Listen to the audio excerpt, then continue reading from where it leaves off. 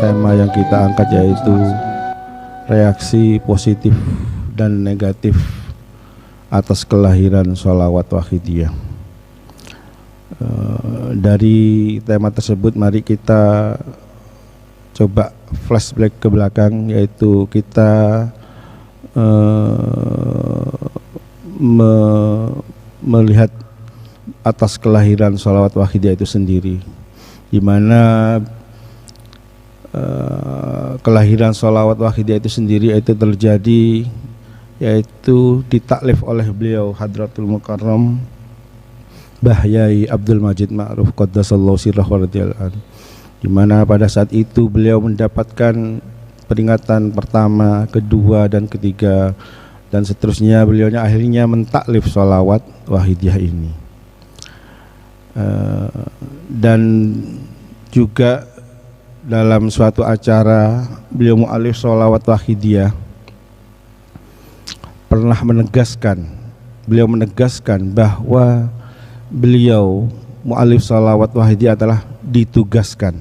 Perlu ini digarisbawahi bahwa beliau ditugaskan. Adapun peringatan yang dianukan kepada beliau mu'alif yaitu untuk ikut-ikut menolong keadaan umat masyarakat, ikut-ikut menolong umat masyarakat, di mana pada saat itu dan juga mungkin pada saat ini juga banyak umat masyarakat yang lupa atau jauh daripada Allah SWT, sehingga itulah peringatan 1, 2, 3 sehingga beliau mentaklif sholawat wahidiyah, dan beliau tegas bahwa beliau adalah ditugaskan.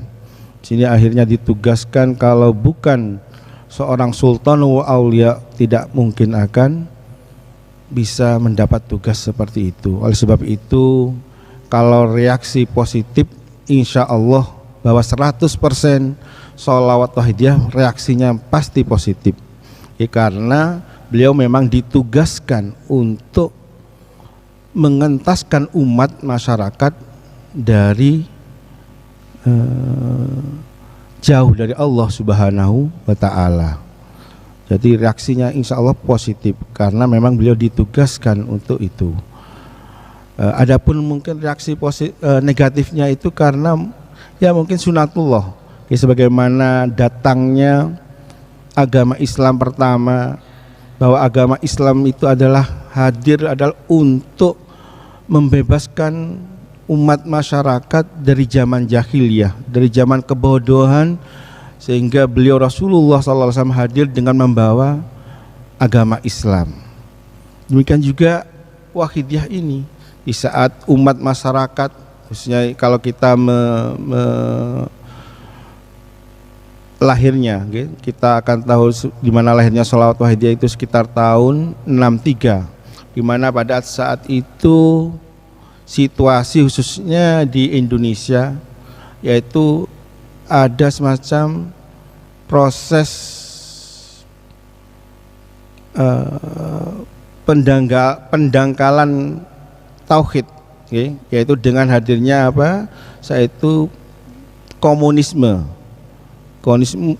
sudah berperan di situ, sehingga beliau dihadirkan oleh Allah Subhanahu wa Ta'ala untuk membentengi umat masyarakat agar senantiasa bertauhid kepada Allah Subhanahu wa Ta'ala. Di mana ajaran komunis itu mengajak orang untuk ateis atau anti Tuhan, tidak mengakui Tuhan, tidak mengakui adanya Tuhan. Nah, sedangkan ini adalah kita diajak untuk kembali fafirru ilallah wa rasulihi sallallahu alaihi wasallam. Sholawat wahidiyah atau wahidiyah itu sendiri kalian tahu bahwa apa? Lembaran itu nggih. Sholawat wahidiyah dan ajarannya ada di lembaran. Nah, sedangkan lembaran itu sendiri itu sudah pernah bahwa sholawat wahidiyah pernah disuratkan nggih, mulai kepada agama, Departemen Agama RI, Kejaksaan, PBNU, dan semuanya mengatakan bahwa tidak ada yang salah dengan sholawat wahidiyah dan ajarannya. Bahkan ada kemarin sekitar tahun acara di Jakarta tahun 2010 mungkin nggih.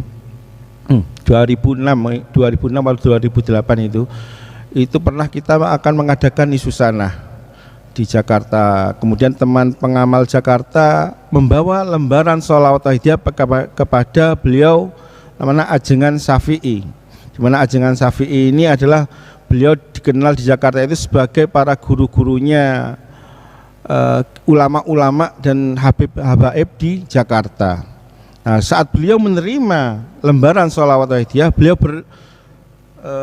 membaca, terus beliau bereaksi apa? Reaksinya bahwa saat melihat itu, selama saya keliling Jazirah Arab, ya Timur Tengah juga keliling Jazirah Arab Timur Tengah, dan juga membaca kitab-kitab atau sholawat-sholawat, belum ada taklifan sholawat yang begitu dalam, ya, makna dan artinya yang begitu indah, sampai gitu reaksinya Ajengan Syafi'i itu. Jadi sholawat wahidiyah itu setelah beliau mengetahui itu, beliau kagum. Mestinya orang Indonesia bangga karena ada putra bangsa Indonesia yang bisa mentaklif sholawat yang begitu indah dan mendalam maknanya. Nah, itu komentarnya Ajengan Syafi'i. Nah, dari situ kalau ada reaksi negatif, ya itu mungkin tidak pada sholawatnya atau lembarannya, tapi mungkin genen sewu, karena itu mungkin dari perilaku kita, mungkin perilaku oknum pengamal yang kurang baik atau apa. Nah, itulah sehingga menjadi sorotan. Tapi kalau itu menjadi alasan bahwa wahidiyah itu sesat atau wahidiyah tidak baik, nah itu sangat salah sekali nggih, kalau menilainya dari oknum dari yang lainnya. Padahal sholawat wahidiyah itu sendiri jelas sudah seperti itu, bahwa dari kenegaraan, tata kenegaraan sudah dilegalkan, juga secara dasar-dasar kalau kita menilai suatu itu bertentangan dengan ajaran Islam, itu patokannya adalah Al-Quran dan hadis. Sedangkan sholawat wahidiyah ini tidak bertentangan sama sekali, bahkan mendorong, memantapkan umat masyarakat yang mengamalkan sholawat wahidiyah itu untuk mantap bertauhid kepada Allah Subhanahu